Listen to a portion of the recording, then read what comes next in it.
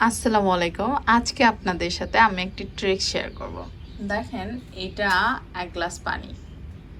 এটা যদি আমাদের ব্রেনের সাথে তুলনা করি তাহলে কি হয়? এর মধ্যে আমি কিছুটা বালি ছেড়ে দিই এবং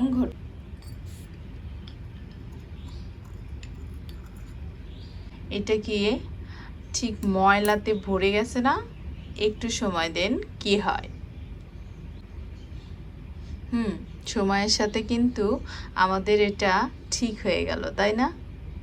এটা যদি আমাদের একটা ব্রেন হয় তাহলে ঠিক তেমনই আমরা যখন উদ্ভট সব চিন্তা করি, হতাশ হই, দুঃখে পড়ি, তখন আমাদের ব্রেনটা ঠিক ওইভাবে আওলায় যায় এবং সময়ের সাথে সাথে আমাদের ব্রেনটাও ঠিক হয়ে যায়।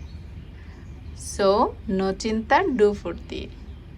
আল্লাহতে বিশ্বাস রাখুন। আলহামদুলিল্লাহ।